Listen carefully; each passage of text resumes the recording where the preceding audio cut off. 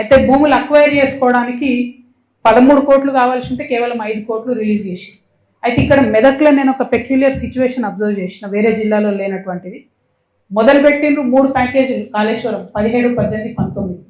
అవసరమైన డబ్బు ఎంత అంటే 2,562 కోట్లు, కానీ ఇచ్చింది ఎంత 991 కోట్లు. అంటే 1/3 డబ్బులు వచ్చినాయి దీనికి. దాంతో నిన్న పోయిన చోటల్లో రైతులు ఏం చెప్తున్నారంటే, వచ్చిరు మా భూములు తీసుకున్నారు, తవ్విండ్రు, వదిలేసిండ్రు, ఇటు నా నీళ్ళు వస్తలేవు, అటు ఆ భూములు సాగు చేసుకునే పరిస్థితి లేదు, ఇదెక్కడ బాధ అంటున్నారు. మరి ఇది ఇట్లా ఎందుకు జరిగింది? నేనైతే నిజామాబాద్ దాటి ఎప్పుడు బయటికి రాలేదు 10 ఏళ్లలో.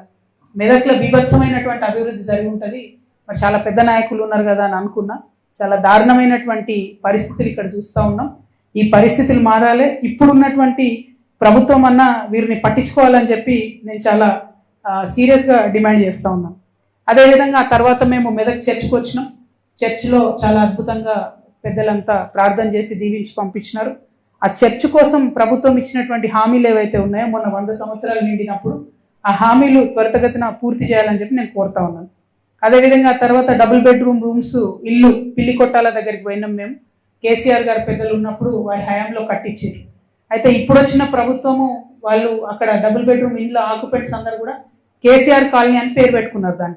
దాన్ని తీసేసి బాబా కాలనీ అని పెడుతుర్రట ఇప్పుడున్నటువంటి ప్రభుత్వం.